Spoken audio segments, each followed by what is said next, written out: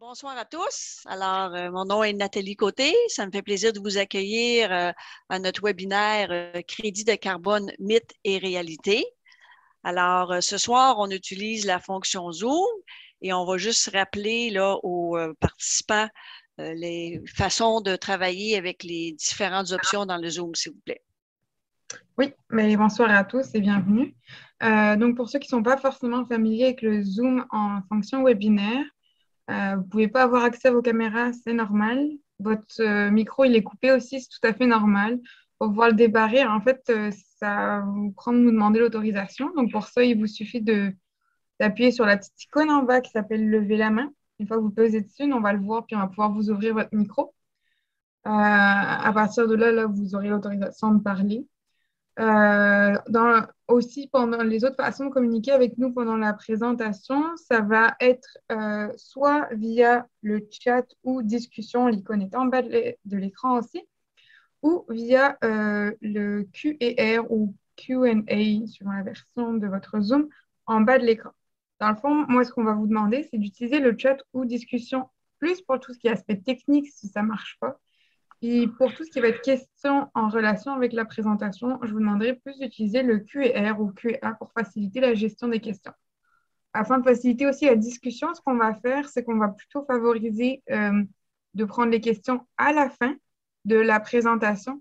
Mais n'hésitez pas là tout au long, si jamais il y a une question qui vous vient en tête, pour ne pas l'oublier, l'inscrire tout de suite dans votre Q&R, puis nous l'envoyer et on y répondra à la fin de la présentation. Donc voilà, j'ai fait le tour, Nathalie. Si tu veux... Merci beaucoup. Alors, on est désormais rendu à l'étape de vous présenter le conférencier qui sera M. Daniel Bernier, agronome à l'Union des producteurs agricoles. Et comme je l'ai dit tout d'abord, je serai animatrice moi-même avec Mme Cyrine El Hamdoui. Et avant de passer la parole à Daniel, j'aimerais rappeler que l'activité de ce soir est rendue possible grâce aux producteurs de bovins du Québec, au réseau AgriConseil et aussi au programme VBP+. À ce moment-ci, je vais arrêter mon partage et je vais demander à Daniel de débuter le sien pour qu'on puisse l'entendre. Merci beaucoup. D'accord. Bien, merci Nathalie. Donc, je vais vous faire le partage d'écran. Je croyais que tu avais des questions à soumettre aux gens. Mais juste ton partage d'écran, puis après ça, on va le partir. OK. D'accord. Alors, qu'est-ce qui va arriver à ce moment-ci? C'est que juste avant que Daniel débute sa conférence, on a pensé vous présenter 2 questions pour nous donner un peu votre avis sur où vous êtes rendu dans votre cheminement par rapport au crédit carbone.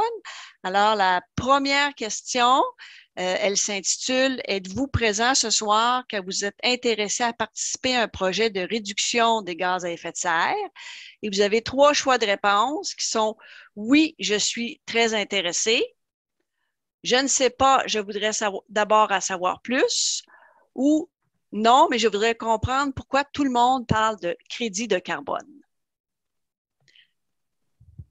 Et vous voyez à l'écran, là, à mesure que les gens complètent leurs réponses, on voit quelle réponse retient le plus de votes. C'est ça. Puis, soyez pas timide, le vote, il est anonyme. Personne ne saura ce que vous avez répondu.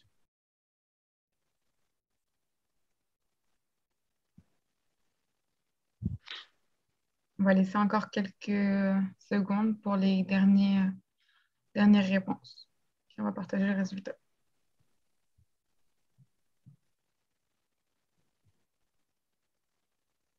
OK. Oh, les gens changent d'avis. C'est comme une soirée électorale, ça. Oui, c'est ça. On voit que la majorité pose, on change de vote. OK, c'est beau. Je vais partager les résultats. Donc, le résultat que vous voyez devant vous, on a 42% des répondants qui ont dit « Oui, je suis très intéressé à participer à un projet de réduction », suivi de 44% qui ne sont pas sûrs, ils devraient en savoir plus tout d'abord. Et finalement, on a 14% qui ont dit non, moi, ça ne m'intéresse pas nécessairement de participer à un projet de réduction des gaz à effet de serre. Alors, merci beaucoup pour votre franchise. Et là, qu'est-ce qu'on va faire? On va vous faire un deuxième sondage pour voir un petit peu plus profondément là, ce que vous voulez. Et là, ça va être à ce moment-ci la deuxième question qui va apparaître sur votre écran.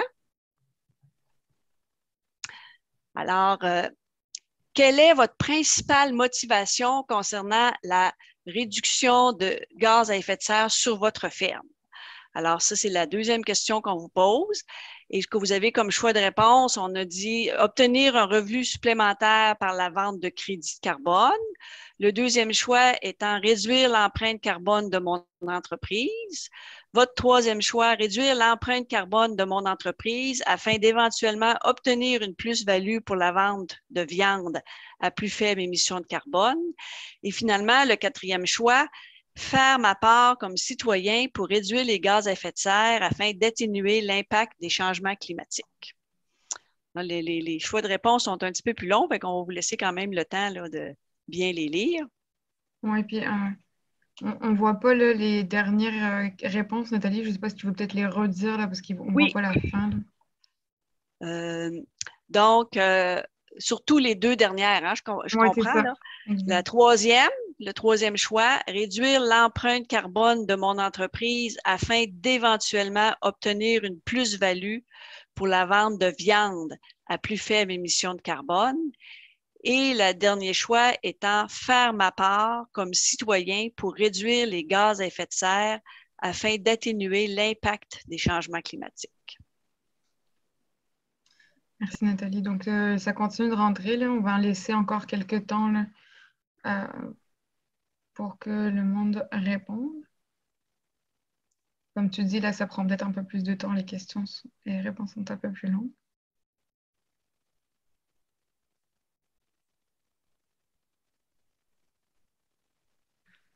OK. Je pense que tout le monde qui voulait participer a pu participer. Donc, je vais mettre fin au sondage et partager les résultats. Et voilà. Donc, en fait, si on regarde la plus grosse portion des gens, ce qu'ils ont répondu, étant le quatrième choix de réponse, faire ma part comme citoyen pour réduire les gaz à effet de serre afin d'atténuer l'impact des changements climatiques. En deuxième position, c'est la première option, là, c'est obtenir un revenu supplémentaire par la vente de crédits de carbone. Et la troisième option étant réduire l'empreinte de carbone de mon entreprise afin d'éventuellement obtenir une plus-value pour la vente de viande à plus faible émission de carbone. Et personne n'avait pris le choix numéro 2. Alors, c'est quand même intéressant de voir un peu vos motivations. Alors, j'espère que ce que Daniel va un petit peu nous jaser ce soir va vous permettre de répondre à ce questionnement-là que vous avez. Alors maintenant, on va arrêter le partage et on va partir la conférence de M. Bernier. Excellent. Donc là, je pourrais dès à présent commencer, moi? Oui. C'est ça?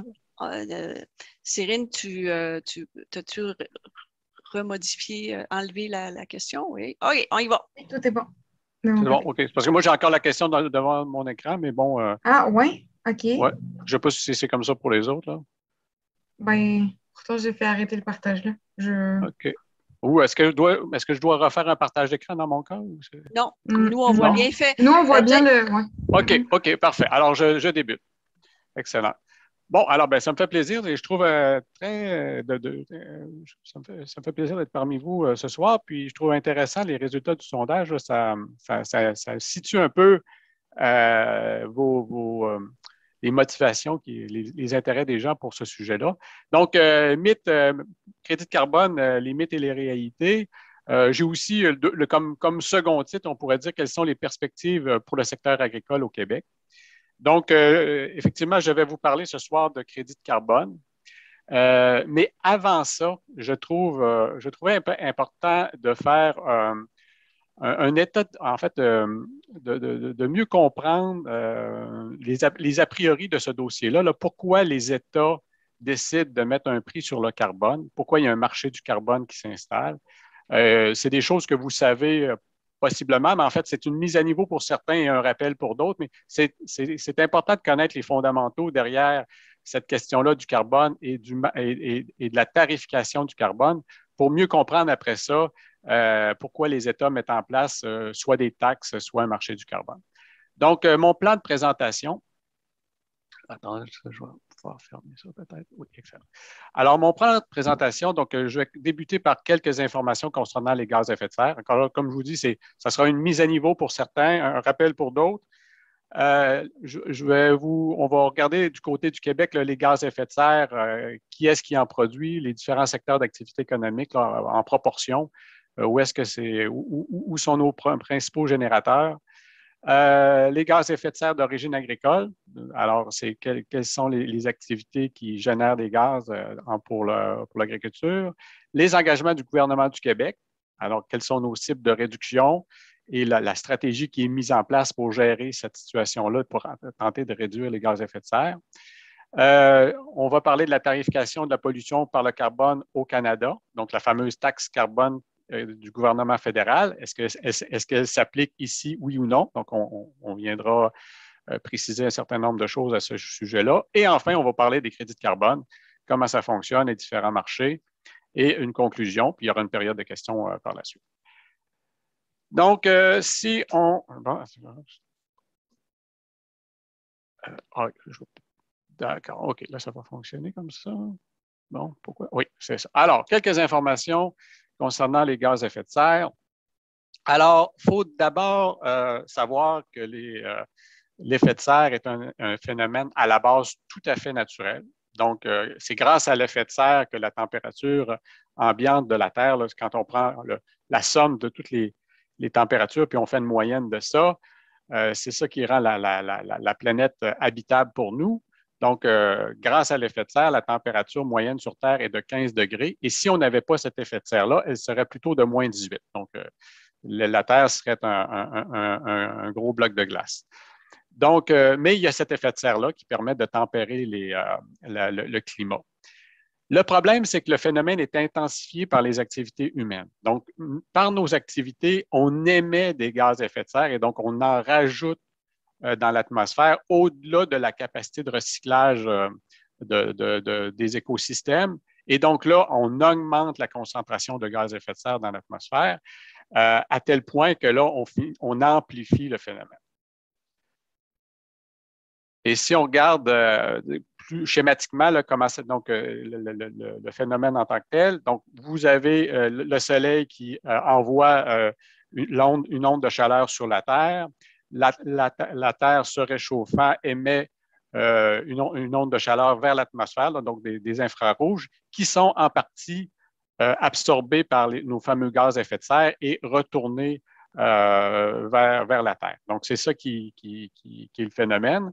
Et donc là, des gaz à effet de serre, il y en a des dizaines et des dizaines, mais les plus importants, là, ceux qu'on parle le plus fréquemment, on va parler du gaz carbonique, le CO2, qui est le principal gaz à effet de serre en termes de volume, de quantité émise. C'est lui qui a le plus d'influence compte tenu de la quantité qui est émise. Et c'est notre gaz de référence. Et donc, on a un pouvoir réchauffant qui lui est attribué de 1. Parce que tous les gaz à effet de serre ne sont pas égaux en termes de capacité d'effet, de capacité à réchauffer, à renforcer, c'est-à-dire l'effet de serre. Le second gaz d'importance, c'est le méthane, le CH4. Celui-là a un pouvoir réchauffant 25 fois supérieur au gaz carbonique. C'est donc dire qu'une seule tonne de méthane va avoir un effet équivalent à 25 tonnes de gaz carbonique. Autre gaz aussi important, le protoxyde d'azote, N2O, et celui-ci a un pouvoir réchauffant tout près de 300 fois plus important que le CO2. Et vous en avez comme ça des dizaines et des dizaines d'autres gaz. Vous avez même des gaz industriels qui sont fort heureusement émis en petite quantité, mais qui peuvent avoir un effet réchauffant plus de 20 000 fois supérieur à celui du CO2. Donc quand on parle d'émissions de gaz à effet de serre, on ramène ça en équivalent CO2. Mais il faut savoir que c'est le cumul de dizaines et de dizaines de types de gaz qu'on émet dans l'atmosphère qui vient renforcer cet effet-là. Alors, de fait, quand on regarde la concentration de CO2 dans l'atmosphère, elle a, depuis la révolution industrielle, elle n'a cessé d'augmenter. Alors, la concentration avait été stable pendant si on remonte là, 1000, 2000 ans en arrière, là, on avait une concentration de CO2 dans l'atmosphère qui était relativement stable. Et à partir du moment où on découvre les énergies fossiles et qu'on se met à piocher dans les mines de charbon, puis éventuellement à consommer du pétrole, bien, à chaque fois qu'on consomme ces énergies fossiles, on libère du CO2 dans l'atmosphère. Et donc là, dans les 200 dernières années, on a augmenté la concentration de CO2 dans l'atmosphère.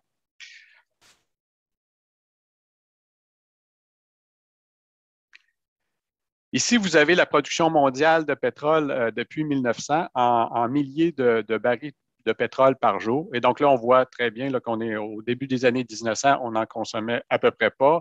Et là, on est arrivé on consomme une quantité assez phénoménale de pétrole pour faire fonctionner nos économies modernes. Et donc, vous voyez, ces courbes-là sont pratiquement corrélées, là. Donc, plus on consomme de produits pétroliers, plus on augmente la concentration de CO2 dans l'atmosphère. Et de fait, donc, en 2018, la consommation mondiale de pétrole a dépassé les 100 millions de barils par jour. C'est 100 millions de barils par jour. Des chiffres comme ça devient difficile à figurer. Qu'est-ce que ça peut représenter? Donc, la façon dont j'ai trouvé d'essayer d'imaginer qu'est-ce que c'est, là, bien, c'est l'équivalent d'un kilomètre cube de pétrole qui est consommé, brûlé à tous les 2 mois. Donc, c'est quand même des quantités gigantesques. Et donc, c'est du carbone qui était enfoui à des profondeurs importantes dans le sous-sol de la Terre. On le pompe, on le raffine et on le brûle. Et donc là, on ajoute constamment de nouveaux du CO2 dans l'atmosphère. Ici, vous avez un graphique qui présente la consommation énergétique mondiale. C'est en milliers de térawattheures. Donc, on a ramené tous les types d'énergie sous une même forme d'unité de mesure énergétique, là. Et donc là, vous avez la courbe d'en haut qui est le pétrole. Donc, c'est l'énergie la plus consommée sur la planète. Vous avez ensuite le charbon, suit le gaz naturel, donc 3 formes d'énergie fossile. Donc, on voit que c'est vraiment les énergies les plus consommées. Et là, si on va plus bas, vous avez ici en bleu foncé l'hydroélectricité, vous avez le nucléaire et vous avez en vert les énergies renouvelables. Donc là, vous avez la croissance de la consommation là, depuis les années 70. Là. Et donc, on voit, en fait, quand on examine ce graphique-là, ce que j'aime dire ici, c'est qu'il y a une bonne nouvelle et une très, très mauvaise nouvelle. La bonne nouvelle, c'est que les énergies renouvelables, là, celles qu'on souhaite, elles sont en croissance. Donc, on le voit, ça augmente. Et donc, ça, pour ce bout-là, c'est une bonne nouvelle. Par contre, en aucun temps, ça a contribué à réduire notre consommation d'énergie fossile. On voit que les énergies fossiles ont continué à croître. Et donc, les énergies renouvelables n'ont fait que s'ajouter au portefeuille énergétique mondial. Donc, à aucun temps, ça a pu contribuer à rationaliser l'usage des énergies fossiles. Alors, de fait, là, même en termes de pourcentage, si on regarde au cours des 20 dernières années, la quantité d'énergie fossile en proportion a même augmenté légèrement par rapport à ce qu'elle était il y a 20 ans. Donc, on est encore à plus de 80% des énergies totales qui sont consommées sur la planète qui sont d'origine fossile. Donc, on voit que si pour corriger le problème qu'on a amorcé avec cette amplification du phénomène d'effet de serre, il va falloir rationaliser, voire éliminer l'utilisation des énergies fossiles. Donc, on voit toute l'ampleur que ça peut représenter, compte tenu que c'est essentiellement ce type d'énergie-là qui fait fonctionner l'économie à l'échelle mondiale. Alors, vous avez le GIEC, qui est le groupe d'experts intergouvernemental sur l'évolution du climat, qui étudie la situation depuis plusieurs décennies et qui, en 2018, produisait un rapport qui indiquait qu'il fallait pour limiter le réchauffement climatique à 1,5 degrés Celsius, ça nécessitait des changements rapides, radicaux, sans précédent et dans tous les domaines de la société. Puis le 1,5 degré, c'est la limite que normalement n'aurait pas fallu dépasser là, pour ne pas perturber de façon trop radicale les écosystèmes. Et là, récemment, cet été, là, le GIEC produisait un autre rapport qui était celui-ci assez alarmant et qui venait dire que là, le 1,5 degré, c'était quasiment perdu d'avance. Là, on n'agit pas assez vite. Donc là, va falloir. Donc, on s'en va plutôt vers le 2 degrés comme c'est là. Et là, ici, juste pour vous indiquer l'importance que ça peut représenter 1,5 degré, parce qu'à quelque part, ça peut laisser croire que c'est anodin. On se dit, bon, ben, s'il fait 23 degrés plutôt que 22, c'est pas plus grave, là.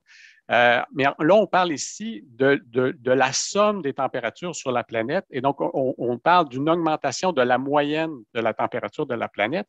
Et c'est quand même assez radical comme changement et du jamais vu en termes de rapidité. Et ce qu'il faut comprendre, c'est que depuis 10 000 ans, le climat est stable. Et d'ailleurs, c'est ce qui a permis la sédentarisation des êtres humains. Donc, à partir du moment où le climat est devenu prévisible, on a pu se sédentariser et faire de l'agriculture. Et donc là, on a enclenché un processus où le climat est en changement constant. On vient d'amorcer une dérive du climat, puis on ne sait pas trop quand est-ce que ça va s'arrêter. Et pour vous donner une idée de ce que ça représente 1,5 degré, si on recule d'il y a 20 000 ans, on était ici, sur la Terre, on était en pleine ère glaciaire. Et au-dessus du Canada, il y avait 3 km de glace. Là, donc, le Canada ressemblait au Groenland. Et la température moyenne de la planète à cette époque-là était de 5 degrés en bas de ce qu'elle est présentement. Donc, plutôt qu'être 15 degrés comme elle est actuellement, elle était plutôt de 10 degrés. Et ça a pris 10 000 ans pour passer, pour réchauffer le climat, pour connaître le climat qu'on a actuellement. Pour gagner les 5 degrés, on a fait ça en 10 000 ans. Et là, nous, on est en train d'enclencher un processus où on augmente la température à une vitesse folle. Là, en quelques centaines d'années, on a amorcé un changement important. Donc, c'est assez préoccupant pour les générations à venir. Donc, ce que dit également le GIEC, c'est que ça suppose, si on veut maîtriser le climat, ça suppose d'atteindre la neutralité carbone à l'échelle globale au plus tard en 2050. Donc, il faut, à toute fin pratique, éliminer l'usage des énergies fossiles. Et il y a deux leviers complémentaires pour ça. Réduire les émissions de CO2 liées à l'usage des énergies fossiles et aussi à la déforestation, parce que quand on élimine des forêts, on élimine des puits de carbone, puis on libère du carbone.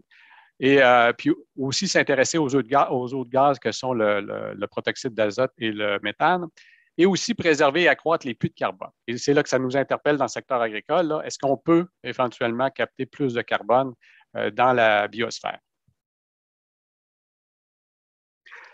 Ça nous amène à la tarification carbone. Donc, devant un aussi gros problème, il y a des gens qui se sont penchés pour dire comment infléchir une tendance où les gens vont modifier leur comportement puis aller vers des comportements plus durables et rationaliser l'usage de l'énergie et même éventuellement se débarrasser des énergies fossiles. Il y a des gens qui ont dit on n'a pas le choix, il faut mettre un coût sur le carbone. Donc, il n'est plus acceptable de se servir de l'atmosphère comme d'un dépotoir sans conséquences économiques. Donc, il faut mettre un prix sur le carbone. Il faut que ce prix-là augmente dans le temps pour changer les comportements puis amener l'économie à adopter des façons de faire plus durables. Alors, ça nous amène à ce qui se passe au Québec. Les émissions totales de gaz à effet de serre au Québec en 2018, c'est le dernier recensement date de 2018. On produisait un peu plus de 80 millions de tonnes d'équivalent CO2. Donc, c'est 9,6 tonnes par habitant.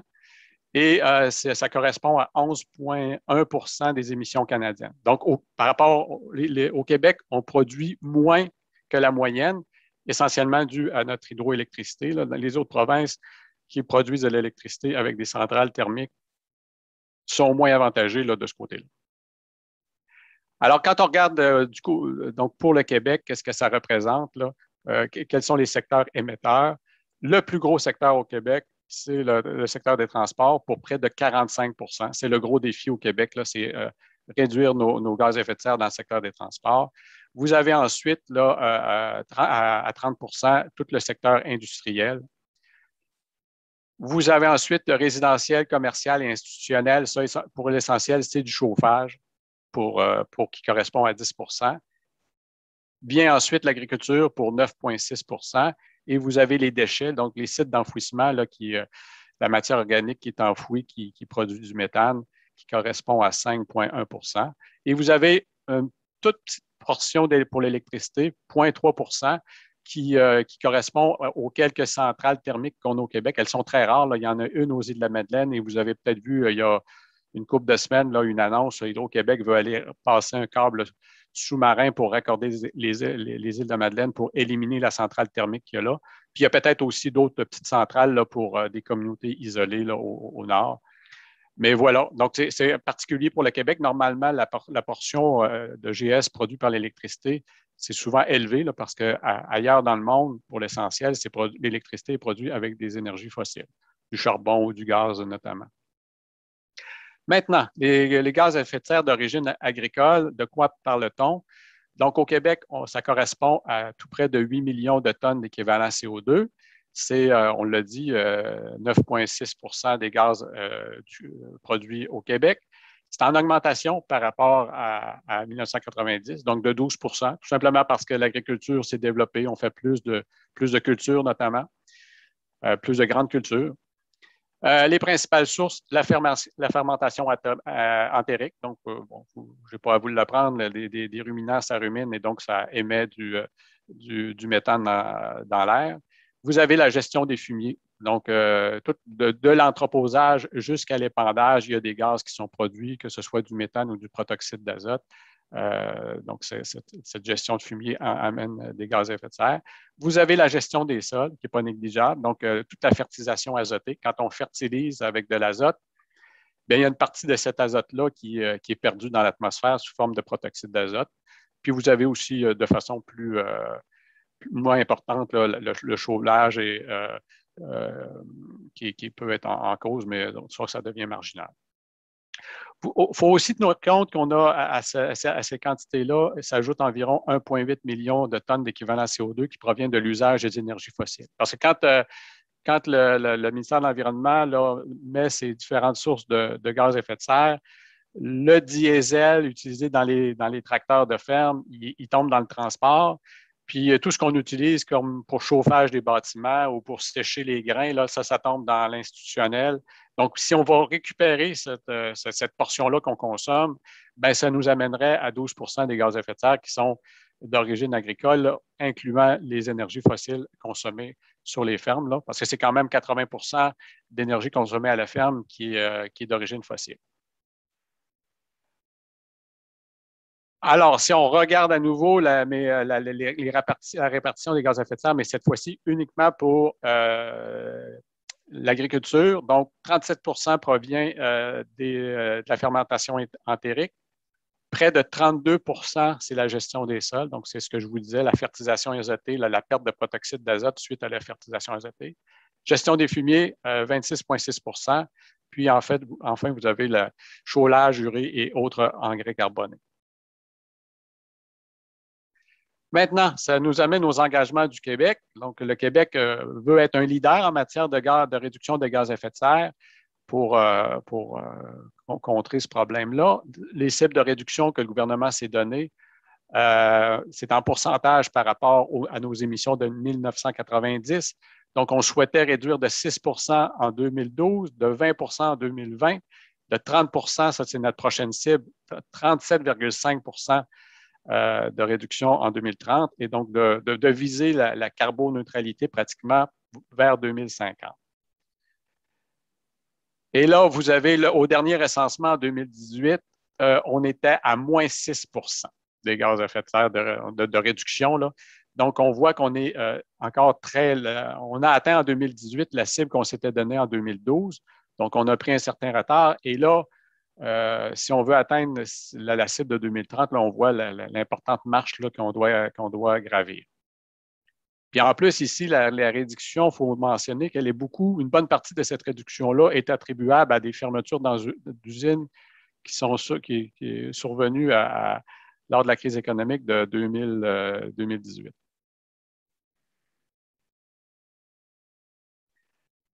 Alors, les engagements du Québec, bien, les principales mesures pour atteindre ces objectifs, c'est l'imposition d'un coût carbone dans l'économie. Et le choix que le Québec a fait, c'est la mise en place d'un système de plafonnement et d'échange de droits d'émission des gaz à effet de serre. Donc, ce n'est pas une taxe. Au Québec, on n'a pas retenu l'approche taxation. On a plutôt misé sur une approche de plafonnement des émissions et d'échange de droits d'émission. Donc, c'est comme un système de quotas qui vise les grands émetteurs. Donc, c'est les entreprises qui émettent plus de 25 000 tonnes métriques d'équivalent CO2. Donc, c'est nos grands émetteurs qui sont responsables de, qui sont responsables de 80 des gaz à effet de serre produits par la province. Donc, c'est eux autres qu'on cible. On leur met un plafond, puis on leur dit, bien, réduisez à partir de maintenant. Et puis, on vous donne le droit de vous échanger des crédits, là, puis on verra pourquoi. Alors, notre système de plafonnement est en vigueur depuis le 1er janvier 2013. Au début, ça visait le secteur de l'électricité et des industries. Puis ça ciblait environ 60 entreprises pour 80 établissements. Et depuis le 1er janvier 2015, on a ajouté à ça les énergies fossiles. Donc, ça ajoute 5 ans. Donc, c'est les importateurs et distributeurs de carburant. Et donc, ça ajoute une cinquantaine d'entreprises. Donc, comme je vous le disais, ça vise 80 de nos émissions. Donc ça correspond aux alumineries, cimenteries, raffineries, les usines de produits chimiques notamment. Donc, l'idée du marché du carbone, pourquoi ce moyen-là plutôt que qu'une simple taxation? C'est qu'en principe, ça permet des réductions à moindre coût. Et donc là, vous avez cette illustration-là qui permet de comprendre un peu comment ça marche. Donc, imaginez, vous avez une usine, l'émetteur A, qui a des coûts de réduction compte tenu de sa technologie, de son secteur d'activité. Imaginez que cette usine-là, ça lui coûte 200 $ la tonne réduire ses gaz à effet de serre. Et si vous avez une autre usine, l'émetteur B, une usine qui est voisine, par exemple, et qui, elle, compte tenu de son secteur d'activité, ça lui coûte 50 $ la tonne réduire.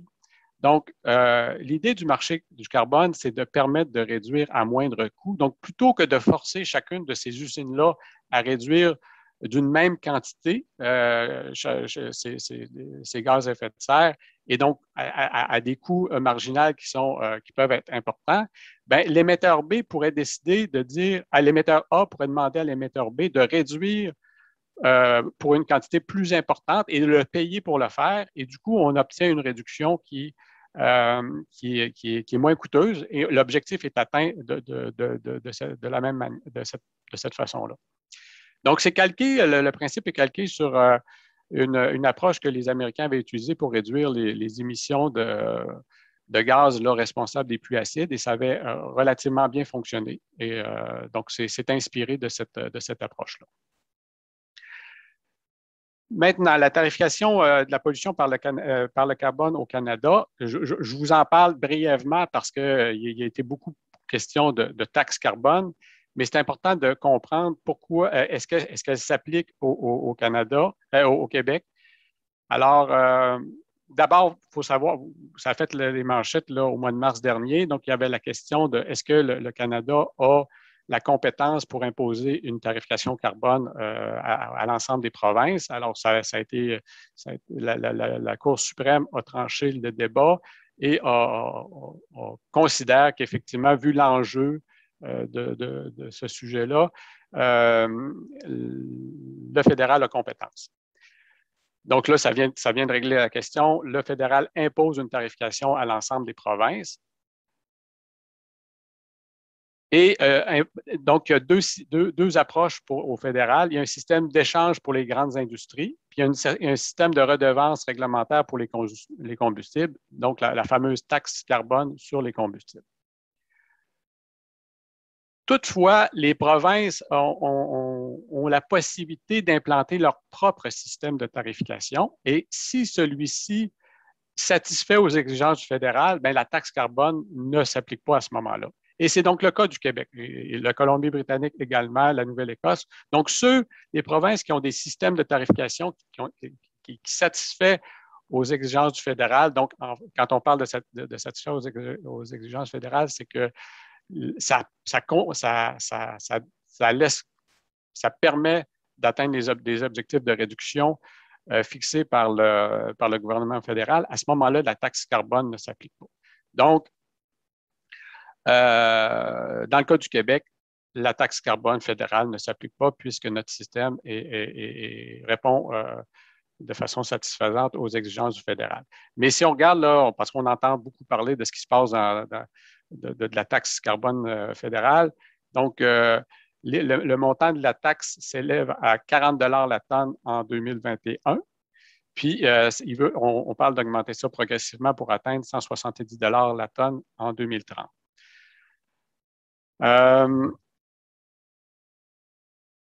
La taxe, donc, comme je vous le mentionnais, la taxe fédérale ne s'applique pas au Québec tant que le marché du carbone est jugé suffisant pour atteindre les objectifs de réduction, mais c'est une approbation qui doit être renouvelée annuellement.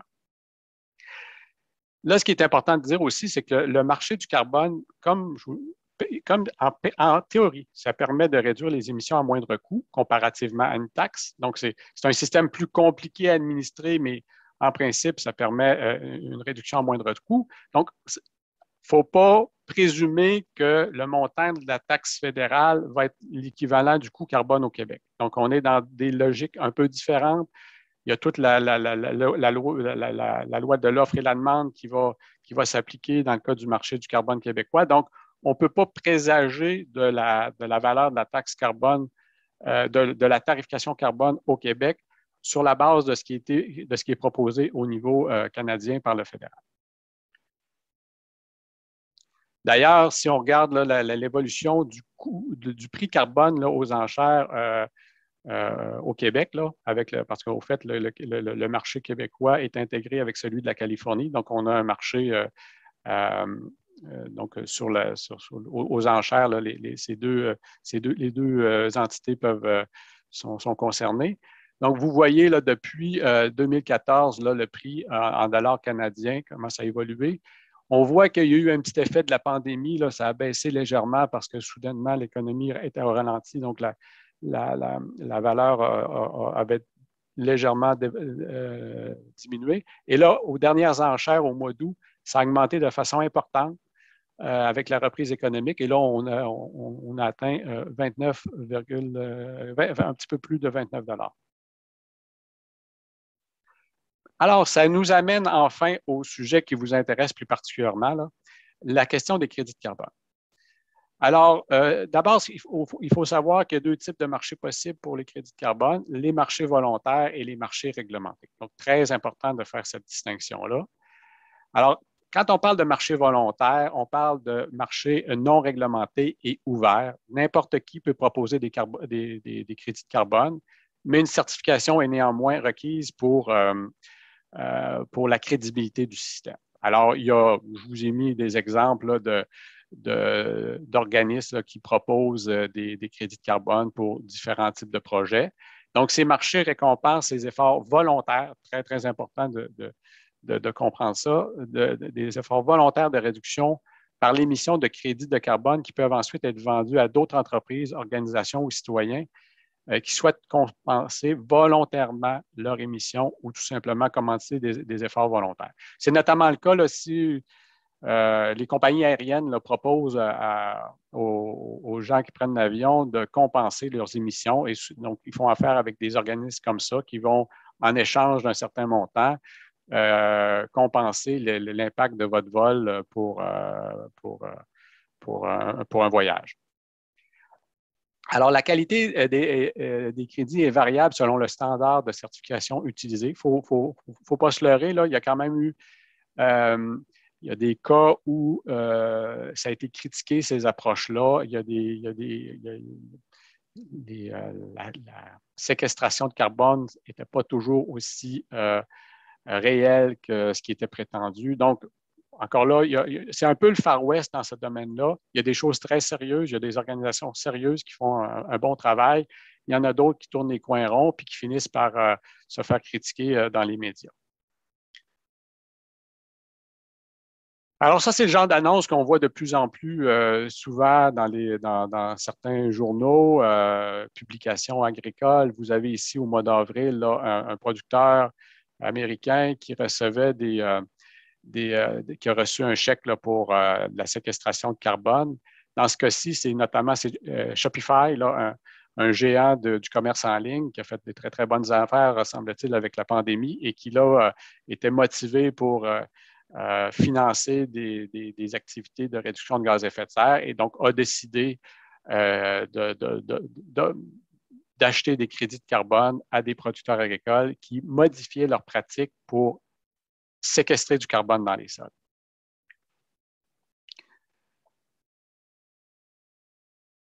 Plus récemment, là, on voyait ici que Cargill voulait emboîter le pas et propose 20 $ la tonne pour la séquestration de carbone. On vise surtout des producteurs de grandes cultures qui vont modifier leurs pratiques pour augmenter la matière organique du sol et donc le carbone dans le sol. Et donc, ils sont motivés notamment parce qu'ils ont des acheteurs, donc des acheteurs qui veulent diminuer les émissions de gaz à effet de serre. Donc, ils veulent acheter un grain qui serait moins, dont l'empreinte carbone serait moins importante.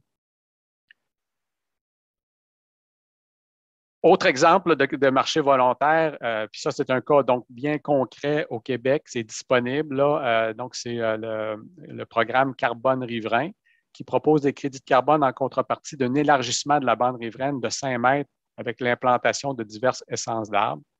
Et il y a une redevance moyenne d'environ 22 000 $ par hectare en contrepartie d'une servitude à perpétuité. Donc, eux autres, ils se disent, bien, on part du 3e mètre, donc la bande riveraine réglementaire a 3 mètres, donc on part du 3e mètre et on amène la bande riveraine à 8 mètres, donc on l'augmente de 5 mètres et on est prêt à payer 22 000 $ en échange du fait qu'on va planter des arbres, on va s'assurer qu'ils vont être bien présents pour longtemps. Et donc, effectivement, ça implique une servitude à perpétuité pour pouvoir profiter de ce programme-là.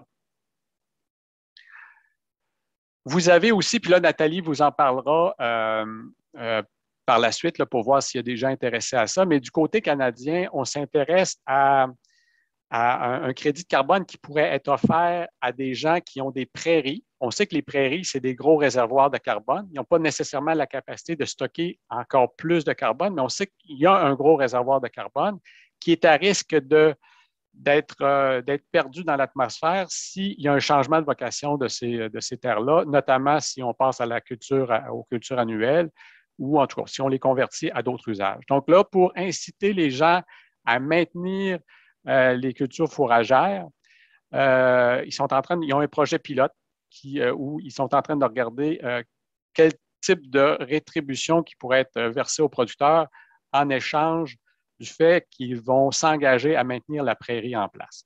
Et donc là, on s'intéresse plus particulièrement les prairies qui sont à risque de conversion vers d'autres utilisations. Et il y a un problème à l'échelle canadienne, il y a beaucoup ce phénomène-là de prairies qui sont converties aux grandes cultures.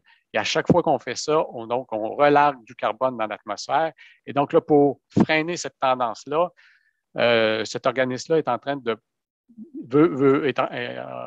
étudie la possibilité d'offrir un crédit pour les gens qui accepteraient de s'engager à maintenir les prairies en place, mais le crédit est alors proportionnel à la durée de l'engagement. Donc là, pour aller chercher le montant maximal, on parle d'un engagement là, à perpétuité, là, donc sur 120 ans et plus. Alors ça, Nathalie vous en parlera en fin de présentation. Maintenant, donc je vous ai parlé du marché des marchés volontaires. Maintenant, les marchés réglementés. Alors, les marchés, ces marchés réglementés-là, c'est des marchés qui sont instaurés par réglementation par les États. Et donc là, au Québec, je vous le disais, on a un système de plafonnement des échanges de droits d'émission et il y a des crédits compensatoires qui peuvent être prévus dans ce système-là. Donc, l'idée, c'est que là, comme je vous le mentionnais, nos grands émetteurs ont des objectifs de réduction de gaz à effet de serre, mais on peut, par les crédits compensatoires, aller offrir des réductions pour des réductions qui sont dans des secteurs qui ne sont pas réglementés, et notamment le secteur agricole. Donc, l'objectif, c'est de diminuer les coûts de la conformité réglementaire puis d'encourager la réalisation de projets de réduction dans des secteurs non visés comme je le mentionnais, par le système de plafonnement. Mais pour que tout ça fonctionne, ça prend l'assurance que la réduction, elle est réelle. Donc, il faut comprendre qu'il y a un grand émetteur là, qui va, plutôt que de décider de réduire lui-même ses gaz à effet de serre, irait acheter la réduction d'un autre. Donc, il faut s'assurer que tout ça est réel. Donc, c'est un cadre très, très rigide donc un règlement qui détermine les conditions du projet. Pour l'instant, en agriculture, on a un seul protocole de disponible. On y reviendra. Alors, les crédits compensatoires du système de plafonnement au Québec, les critères généraux sont les suivants. Puis là, ça, c'est une partie importante là, pour comprendre comment, dans le marché réglementé, comment ça fonctionne. Puis en fait, c'est des principes qui, dans le cas du marché volontaire, c'est aussi des principes qui s'appliquent, peut-être avec un peu plus de souplesse, mais c'est quand même des principes qui s'appliquent là quand on est dans des systèmes sérieux. Donc, quand on parle de crédit compensatoire, donc de crédit de carbone qu'on pourrait éventuellement avoir en agriculture, il faut respecter ces conditions-là. Donc, le premier, l'additionnalité. Il faut que ça soit additionnel. Et comment on qualifie ça? C'est qui n'a pas lieu pendant le cours normal des affaires et qui va au-delà des exigences légales en vigueur et de la pratique courante. Donc, ces crédits-là, normalement, vont servir à amener le producteur à adopter une pratique qui n'est pas déjà présente sur la ferme. Il faut que ça soit réel et quantifiable. Ça doit découler d'une action ou d'un geste concret, puis quantifié à partir de méthodes fiables et scientifiquement reconnues. Donc, toute l'importance d'avoir un protocole qui dit exactement, bien, si on pose tel geste, ça va contribuer à réduire de telle quantité et voici la manière fiable de le mesurer. Parce qu'encore là, on va transiger sur le marché boursier, quelque chose d'un peu intangible, donc il faut être capable de certifier que c'est bien réel, sinon le système ne fonctionnera pas, puis à partir du moment où le doute s'installe et qu'il n'y a plus de confiance, là, le marché s'écroule. Donc, c'est important que tout ça soit très bien documenté et réel. Il faut que ça soit permanent, non réversible ou mécanisme assurant la permanence. Et souvent, ça, en agriculture, c'est un petit défi qu'on a, là, parce que quand on parle de séquestration de carbone dans le sol, il y a une réversibilité possible. Donc, si vous retournez aux cultures annuelles après avoir séquestré du carbone avec une prairie, vous allez relarguer ce que vous avez séquestré. Donc, il y a un enjeu là. Vérifiable, donc ça doit être documenté, puis qu'un organisme, une tierce partie indépendante accréditée va venir vérifier que tout ça est bel et bien réel et concret. Puis unique, donc on peut pas, donc une réduction est associée à un crédit et on ne peut pas vendre sur différents marchés la même réduction. Donc, je vous le disais, au Québec, pour le moment, on a un seul protocole. Là, j'utilise le terme protocole parce que c'était beaucoup ça qu'on utilisait dans c'est le vocabulaire utilisé autrefois, mais à partir de maintenant, on va parler de règlement. Donc, chaque projet de réduction va faire l'objet d'un règlement qui va dicter les règles à suivre pour et les conditions d'admissibilité. Donc, pour le moment, le seul qui est en vigueur, c'est celui qui consiste à recouvrir les citernes de lisier d'une membrane étanche et de détruire le méthane qui autrement s'en échapperait. Mais bon, il y a eu une vingtaine de projets de financés au Québec. Ça a été suivi par l'IRDA, ça n'a pas été très concluant, de sorte qu'il est même possible que ce protocole-là soit éliminé. Du moins, c'est ce que le ministère de l'Environnement étudie actuellement. Alors, ça nous amène, bon, alors si on perd le seul protocole qu'on avait, donc c'est quoi l'espoir sur le marché réglementé? Bien, il y a des possibilités qui s'en viennent. donc des protocoles potentiels ou en développement. Il y a l'optimisation de la fertilisation azotée et la réduction des émissions de protoxyde d'azote par les champs cultivés. Donc, on sait que l'azote, c'est un enjeu lorsqu'on fertilise. Donc, si on veut rationaliser cette fertilisation-là et vraiment mettre strictement ce que la culture a besoin, sans dépasser aucunement, là, il y a toutes sortes d'approches d'agriculture de précision, de diagnostic d'azote présent dans le sol, tout ça. Je vous fais grâce des détails, mais donc vous comprenez l'idée. Plus on va être proche de la quantité réellement nécessaire pour la culture, plus en éliminant l'excédent, on se trouve à faire un gain de réduction de gaz à effet de serre. Donc, le MAPAC a donné un mandat à l'Université McGill pour peaufiner un protocole dans ce sens-là. Il y a l'optimisation de la nutrition des vaches qui contribue à réduire les émissions de méthane. Ça, du côté laitier, ça se travaille beaucoup, probablement possiblement aussi dans le secteur de la viande, mais en tout cas, je sais que Lactanet travaille sur un projet là, qui est assez prometteur. Boisement et reboisement sur des terres du domaine privé, ça, il y avait tout récemment, là, il y avait un projet de règlement qui était en consultation. Il s'est avéré très compliqué. Là. Je ne sais pas ce que le ministère de l'Environnement va faire avec ça, mais ça a été plutôt mal accueilli par le secteur forestier qui ne voyait pas dans ce protocole-là de réelles perspectives d'obtention de crédits de carbone pour leur secteur. Donc, là, on verra. Le secteur forestier a demandé de pouvoir s'asseoir avec le ministère de l'Environnement pour retravailler tout ça. Biométhanisation des lisiers. Il y a un projet de règlement qui s'en vient pour l'automne 2021, donc en fait pour cet automne.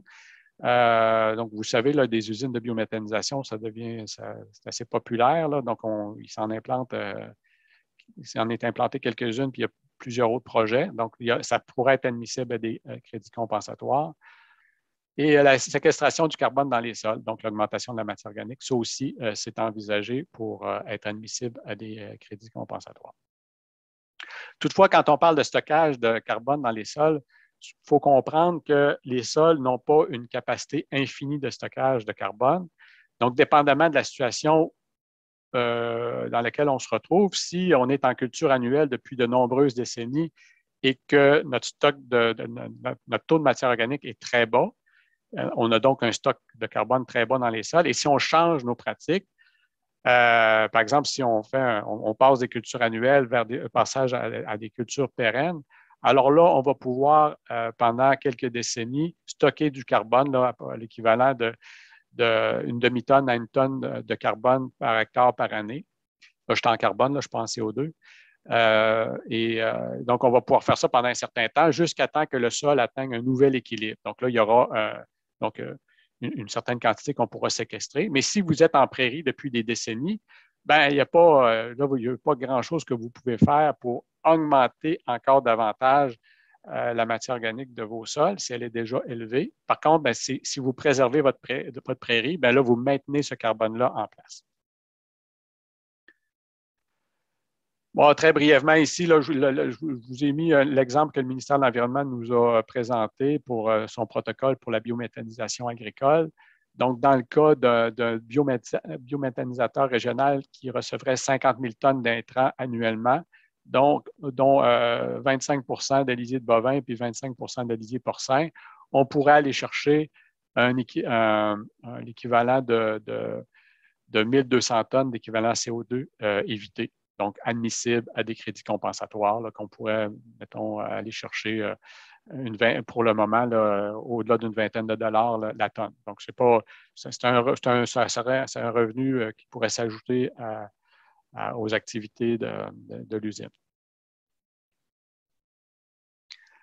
Donc, les difficultés liées au crédit compensatoire, le potentiel de réduction des gaz à effet de serre à l'échelle d'une ferme est relativement modeste. Et notamment au Québec, étant donné qu'on a plutôt des petites fermes. Là. On n'est pas comme aux États-Unis, on a des plus grandes fermes. Il y a un coût élevé d'accès au marché, donc quantification des unités. En fait, quand on est sur le marché, particulièrement sur le marché réglementé, mais aussi lorsqu'on est sur le marché volontaire avec des organisations sérieuses, il y a des coûts importants d'accès au marché. Alors, il faut quantifier tout ça, ça nous prend une tierce partie accrédité qui va venir confirmer que la réduction est réelle. Tout ça, il faut suivre ça dans le temps. Bref, il y a des coûts importants à ça. Donc, donc ça prend un certain volume à mettre en marché, sinon vous allez manger vos revenus avec toutes ces dépenses-là.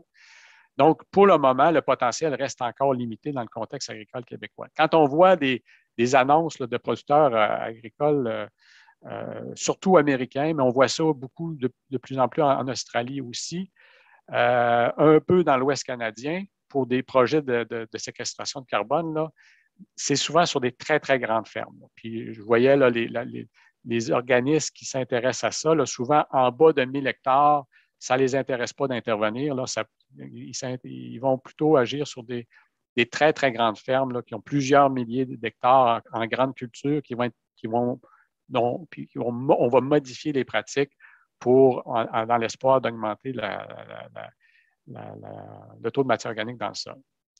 Alors là, jusqu'à présent, ça a l'air un peu pessimiste, tout ça. Là, donc, vous allez vous dire, bon, on ne pourrait pas faire grand-chose avec ça, avec ma ferme. Mais bon, le contexte peut évoluer.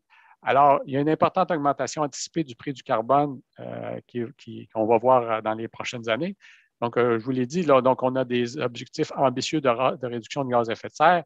Donc, forcément, plus on va baisser les plafonds des droits d'émission, plus la valeur des droits d'émission va augmenter.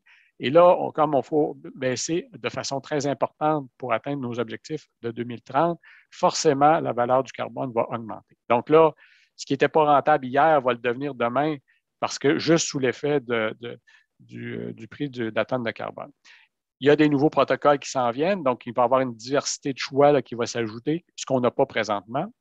Puis, il y a une agrégation possible des projets agricoles.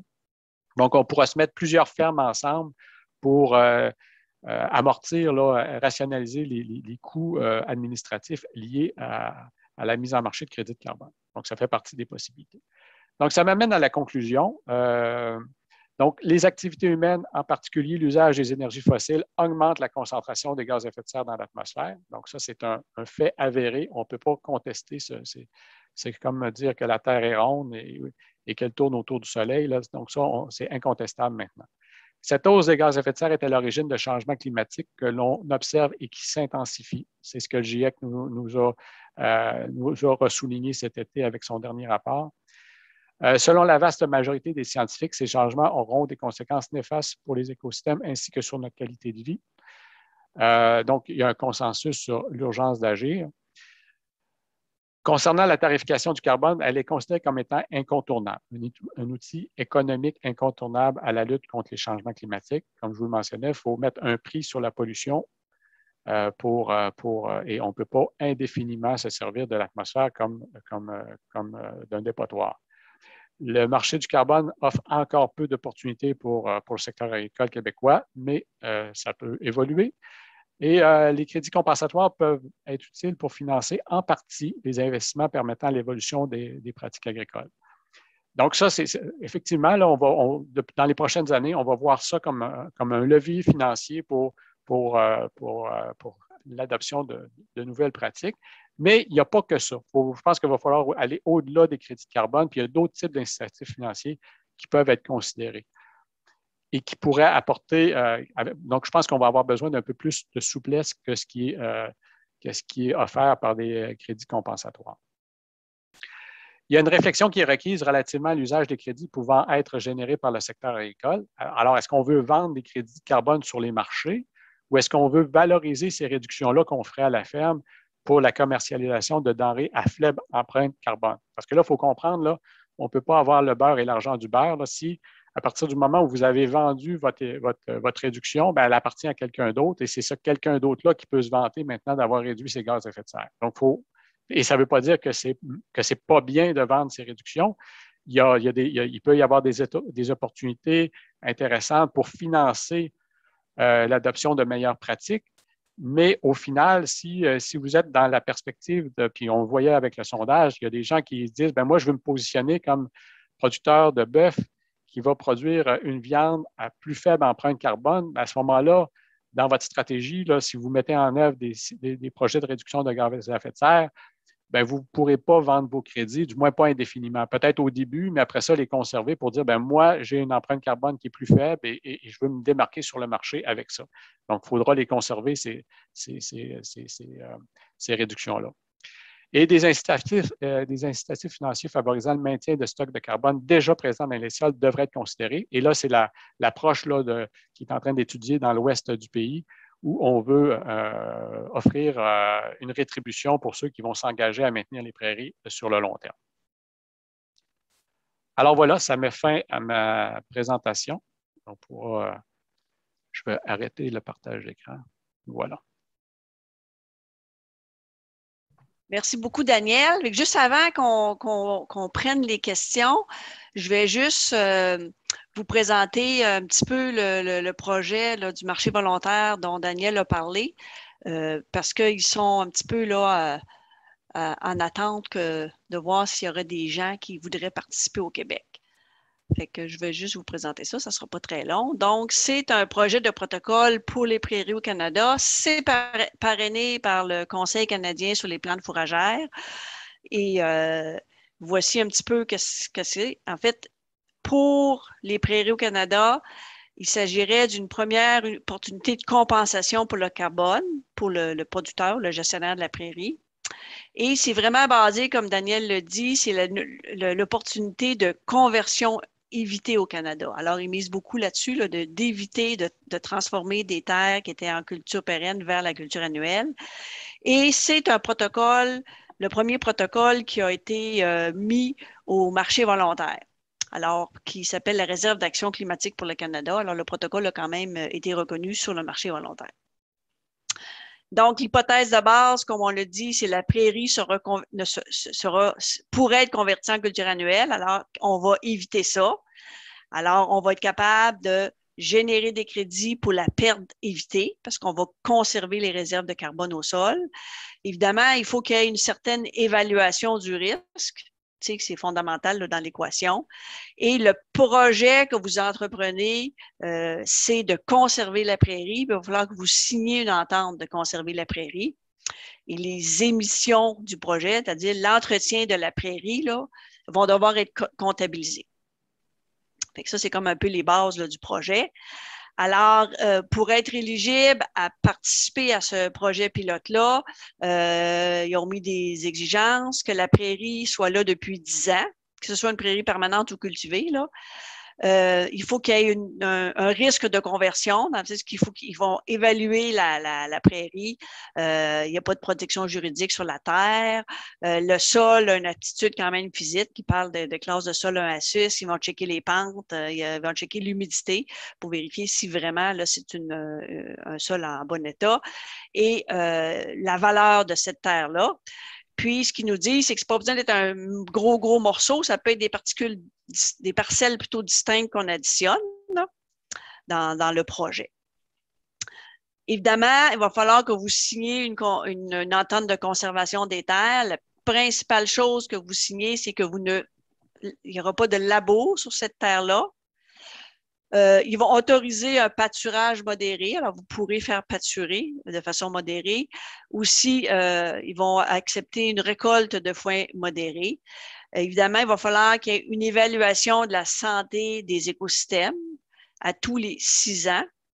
Et il y aura un certain suivi qui va être fait durant toute la durée de l'entente que vous allez avoir signée. Ce projet-là est un projet pilote pour le moment parce qu'ils font une évaluation et vous voyez tous les partenaires qui sont regroupés pour pouvoir avoir mis ce projet-là sur pied. Et en fait, le principal partenaire qui finance, là, c'est Shell Canada parce que lui, il va acheter des crédits carbone avec ce projet-là. Alors, le projet est 2 ans. Alors, ils entrevoient ça jusqu'en mars 2023. Ils ont reçu des fonds d'Agriculture Canada, comme je vous disais, Shell Canada, Conseil canadien des plantes fourragères et Alberta Beef Producer. C'est coordonné par le Conseil canadien des plantes fourragères et une compagnie privée, Viresco Solutions, qui vient là, faire la partie là, de vérification. Et on a 4 grands objectifs. On veut tester la faisabilité technique et pratique du protocole qui est développé. son acceptabilité auprès d'un large éventail de producteurs, puis peut-être le modifier ou le rendre encore plus précis en fonction des données qu'ils vont recueillir, parce que c'est le premier, fait qu'ils veulent vérifier ça. Ils veulent développer puis tester les conditions commerciales contractuelles, puis voir un petit peu les rôles de chaque intervenant pour essayer d'en arriver à un système efficace. Ils veulent tester les technologies de télédétection pour réduire les coûts du projet carbone et minimiser les perturbations pour les producteurs, parce que comme il faut qu'ils fassent des vérifications, comment ils peuvent faire ces vérifications-là sans que ça soit prendre des échantillons de sol, puis etc. Là.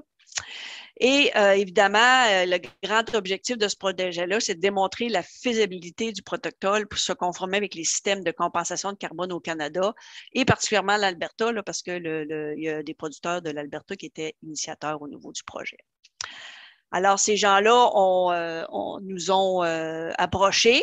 Ils m'ont demandé de faire une petite présentation et vous allez avoir une question là, qui va vous être soumise à la fin du webinaire s'il y en a qui veulent faire le test puis participer. Et on va peut-être organiser à ce moment-là une rencontre plus approfondie avec ces gens-là pour aller de l'avant. Fait qu'à ce moment-ci, moi, j'avais terminé la petite présentation. Je ne sais pas si, Daniel, tu as le goût qu'avant qu'on prenne les questions, qu'on demande à l'auditoire les questions un petit peu similaires à celles du début, mais voir à la fin de notre présentation ce qu'ils en pensent. Veux-tu les faire tout de suite? Oui, tout à fait. C'est une bonne idée. Parfait. Alors, Cyrine, si tu voulais prendre la question numéro 3, c'est ça. Après avoir assisté à la conférence, est-ce que votre principale motivation concernant la réduction des GES a changé sur votre ferme? Alors, on va laisser les gens prendre le temps là, de répondre. Vous avez, c'est soit oui, soit non.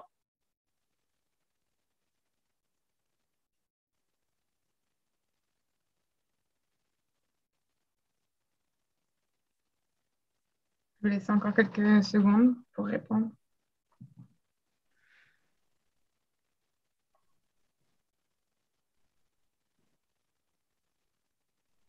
Je vais clôturer le sondage.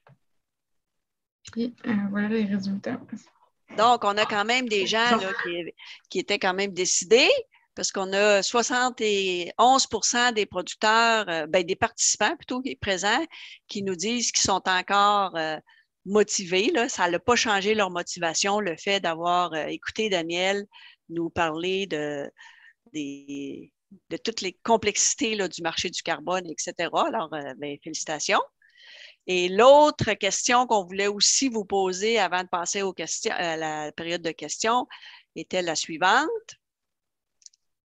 Êtes-vous encore intéressé à participer à un projet de réduction de GES? Et là, on a un peu 4 choix de réponse. Oui, à la condition d'obtenir les crédits. Oui, sans nécessairement obtenir des crédits de carbone en retour. Oui, dans le but de réduire l'empreinte carbone de mon secteur de production, ou non, pas du tout intéressé.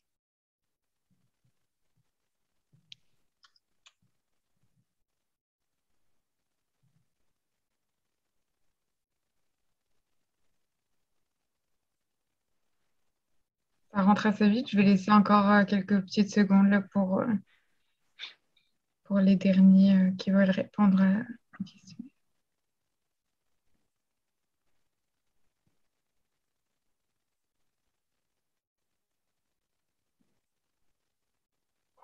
OK, il me semble que tout le monde qui voulait répondre a répondu. Fait que je vous partage les résultats, c'est intéressant. Alors, les résultats sont quand même assez partagés. Alors, vous voyez ici que si on prend le plus élevé, le 47 c'est oui, dans le but de réduire l'empreinte carbone de mon entreprise. C'est intéressant. Le deuxième, on est 25 des répondants. Oui, à la condition d'obtenir des crédits. Ensuite, il y en a quand même 19 qui nous ont dit non, on n'est pas intéressé. Et finalement, oui, mais sans nécessairement obtenir des crédits de carbone.